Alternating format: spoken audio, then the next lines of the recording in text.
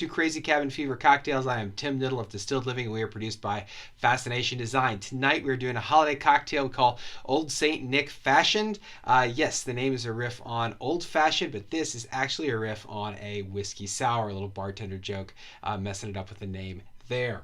And we're going to use a little technique that I don't think we've done on the show before as well. So I'm going to start with my sweet element, which is going to be some maple syrup. I'm going to introduce two different juices. I'm going to introduce orange and lemon and finish it out with some bourbon and then a little cinnamon stick garnish that you can see there. But first I need to get some ice into my cocktail shaker. I'm going to step off to the side, out of range of the mic.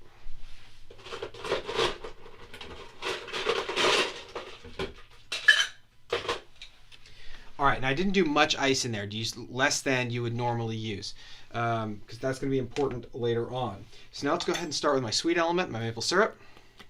I'm going to use 1 ounce of this. I'm going to use a pretty generous amount because this is going to be up against a lot of other components. And because this is less sweet than regular bar syrup or simple syrup or anything like that. So now cap this back up. Get out my orange juice. Give it a good shake.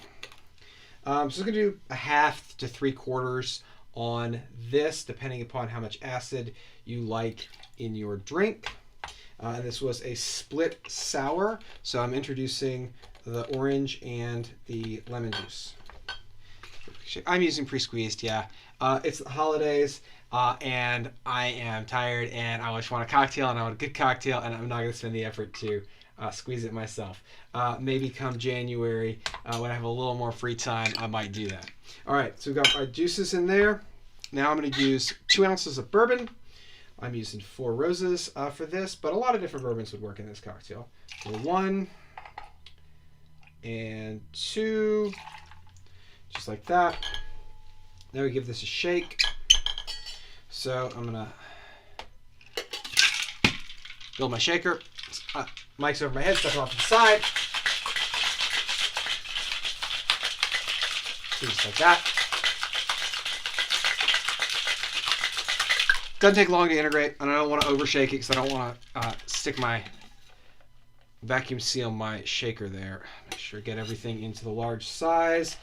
Now this is what's called a dirty dump. So I'm just going to take this ice that I used to shake it. It's going to go right in here. We're going to get flecks of ice. We're going to get a really interesting texture. That's what I want in this drink, right? I've got juices that I haven't filtered. There's going to be some pulp in there. There's going to be some ice chips. It's fine.